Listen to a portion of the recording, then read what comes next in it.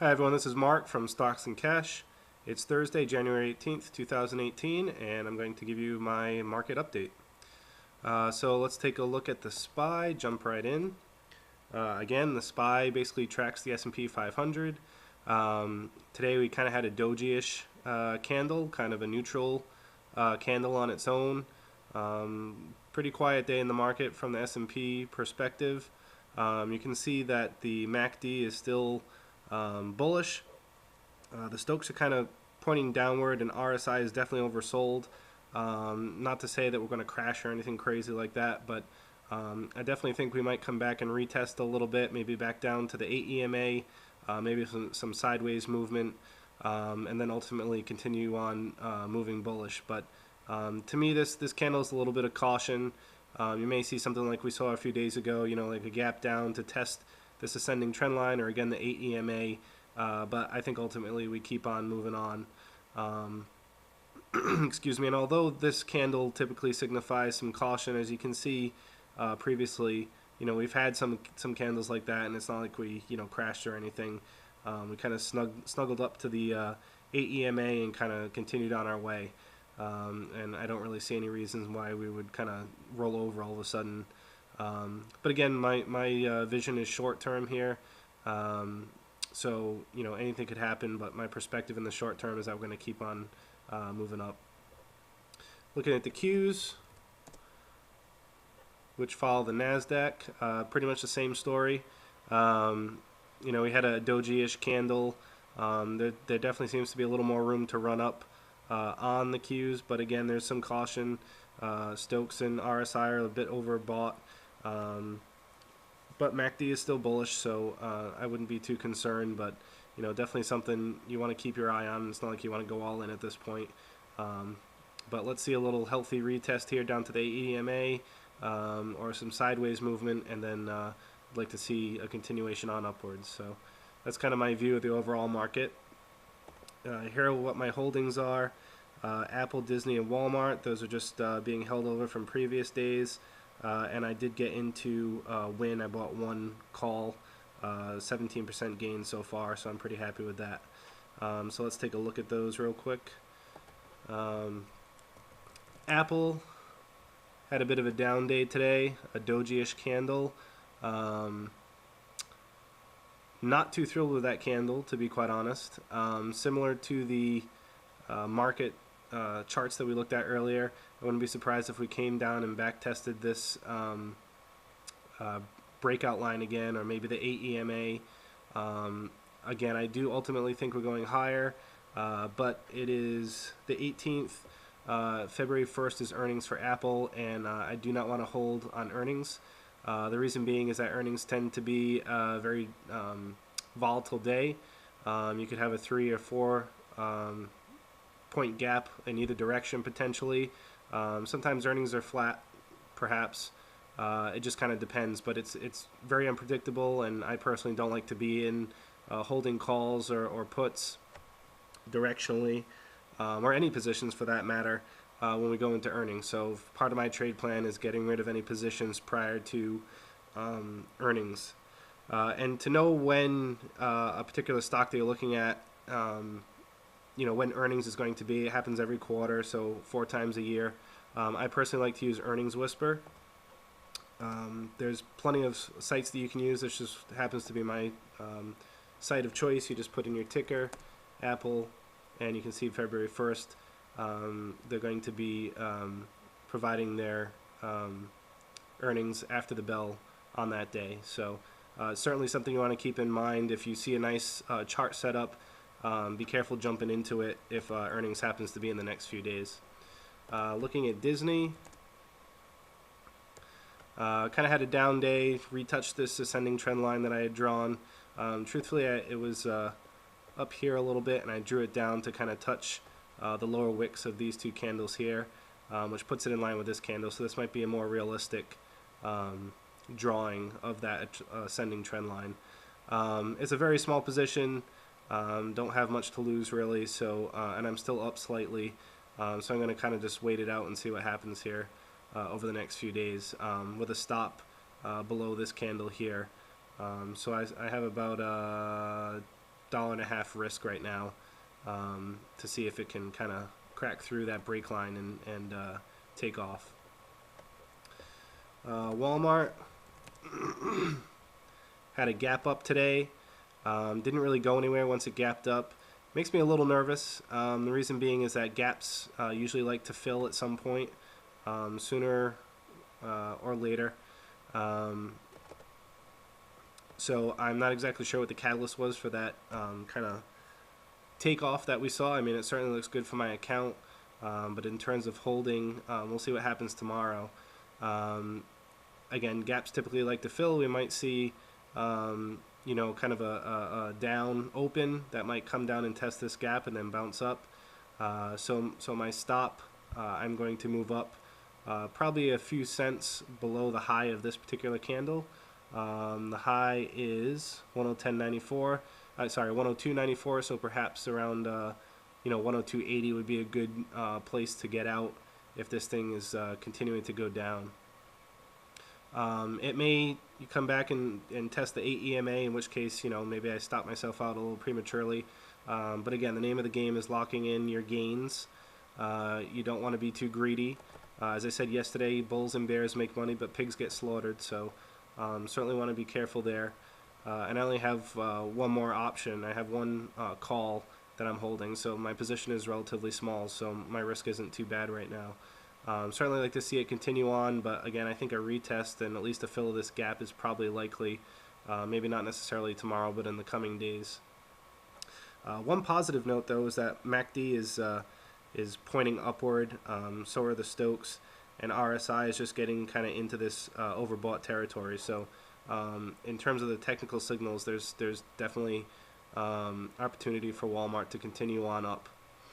And then WYNN, which I just got into today, had a really nice candle. I was very happy with the looks of that candle. I got in on a 5-minute rule, which for those of you who don't know, I'll run through real quickly. Let me just pull it up here.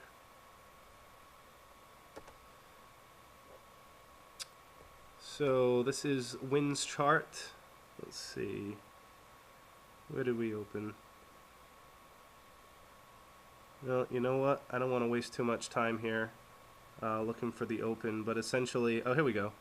So essentially, we opened a big negative bearish candle on the 5-minute. We kind of had a doji, and then we rebounded, excuse me, as the day went on. Excuse me. So I basically, after this 5-minute candle formed, I gave myself an alert. Let's see, the close of this candle, well, actually the high of this candle was 173.72, so I was looking for a 5-minute close above that candle. We got it here at the 950 mark, and then we kind of ran up from there. So at 950 I was alerted, I bought my call, and it rode up throughout the day, so I was pretty happy with that price action.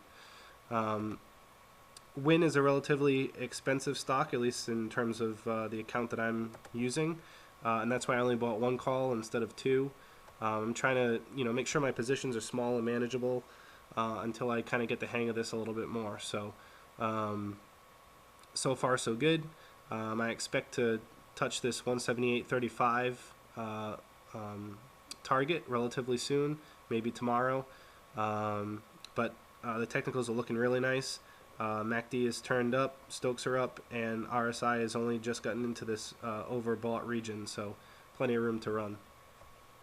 So now let me show you some of the setups that I'm looking at for tomorrow, potentially. City, which we talked about yesterday, I won't talk too long.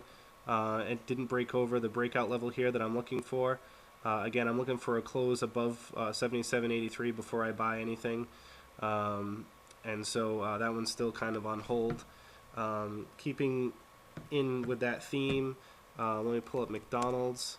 It had a similar type of price action today. Also had a bit of a down candle that you can see here. The MACD is flat. Stokes and RSI aren't really doing a whole lot either. So not really much to report on Citigroup or McDonald's, but certainly watching them to see if we get a breakout. Next is Dunkin' Donuts. This one's kind of interesting, and I looked at it the other day.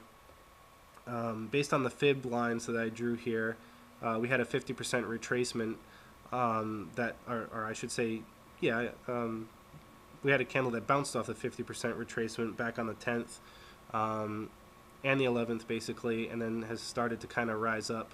I'm not sure if I would get in now because this breakout line could prove to be some resistance, as you saw in Citi and McDonald's. That being said, it's kind of a low-risk trade if it does break out.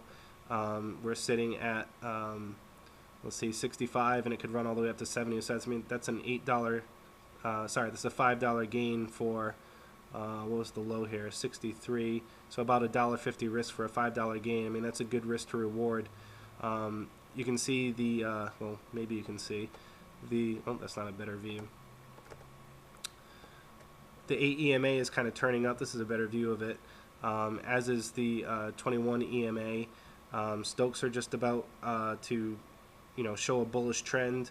RSI is pointing up, and the MACD is about to cross over. So definitely have my eye on Dunkin'. Truthfully, I haven't checked the earnings, so that's something I'm going to do after this video and just see where we're at. When earnings is supposed to come out for Dunkin'. Let's see. eBay. eBay is an interesting stock. So staying with a zoomed out view, you can see there's this upper channel ascending trend line that's kind of been forming excuse me, over the past few months. Well, actually almost the past year. If you look down here, kind of the February time frame is when this channel kind of started. So it hasn't broken above that line.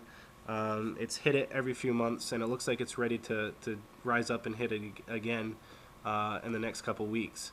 So based on the fibs that I drew, there's a gap here which concerns me a little bit because, again, as I mentioned, gaps like to fill, so we might get this price level to be achieved.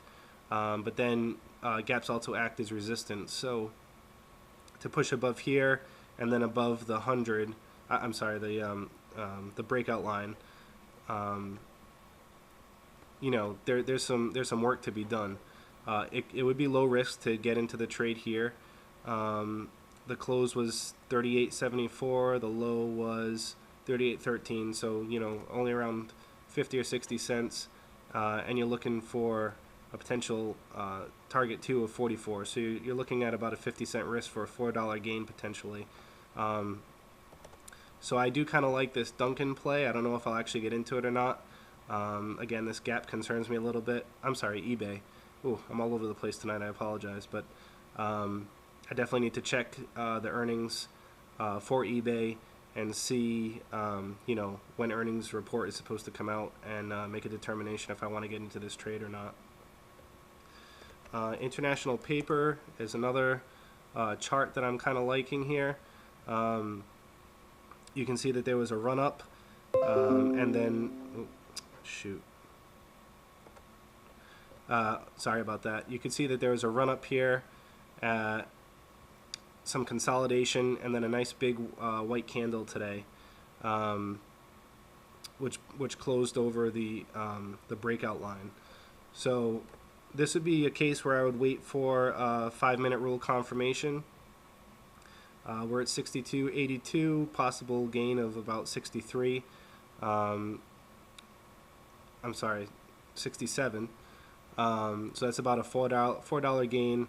You could put your stop just below, the break line, or even below the, the candle that formed today. But IP looks pretty nice, assuming that we get our 5-minute rule confirmation. To keep on moving up. So I'm definitely going to keep an eye on IP. Couple more here. IWM. Excuse me. IWM kind of has this little triangle type thing going on the intraday. Could break either up or down, but I guess I'm just showing you this because it's one of these plays that could, you know, break either way.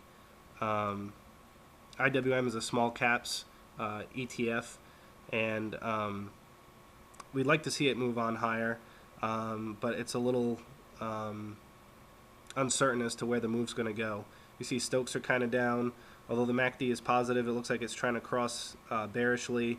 RSI is pointing down, so this is not something I would get into. But it would be interesting to see if we did get a breakout candle, you know, a big strong white candle, if we could continue on higher. Not something I'm personally going to get into, but definitely something I'll keep my eye on, just more for my own education and curiosity. A couple more stocks here. 3M. So 3M broke out. I mean, technically it broke out on the 16th, had a nice candle on the 17th, and then pulled back today. So given the fact that it's back testing the breakout line of 244.19, I think this gives us an opportunity to kind of you know, get back into this trade. So you can see that MACD is still positive. RSI and Stokes are still kind of in the overbought territory. I certainly wouldn't jump in immediately, but again, 5-minute candle. If we get a close above that, then I think you might be safe to take the trade. You know, put your stop below maybe the 8 EMA, but it's a low risk to reward trade, and that's the kind of stuff we're looking for. You can live with the small losses and enjoy some, you know, moderate to large gains, as long as you're not kind of taking any huge losses that could negatively affect your account. And lastly, Tesla. So Tesla today had a morning star, or shooting star, I should say, type candle. Unfortunately, not a bullish sentiment candle, but that doesn't mean we can't move higher. You know, we kind of had a doji star here, candlestick here, doji here, kind of a shooting star there, you know, and we were still moving upwards. You know, stocks tend to like to stay close to the to the moving average lines as they're riding up. They don't like to get too far away. So I wouldn't be surprised if Tesla moved a little sideways before potentially moving up. Again, you can see that the MACD is still pointing upwards. The stochastics are a bit overbought, and the RSI is still, you know, not in the overbought territory. So there is still room for it to potentially run up. But again, even though we had some time today above our breakout line, we didn't close above it. And so for me, the 5-minute rule did not apply here. Now why? Because, you know, if this candle had closed above the breakout line and I was confident that we were going to move higher, and we got to close above the 5-minute candle, then yes, I probably would have taken the trade and I might have taken a loss or been at a loss, you know, on my position. However, because this particular candle, you know, we had not seen a breakout yet, I'm looking for a daily close above this line, and then I'll worry about the intraday to see it continue on.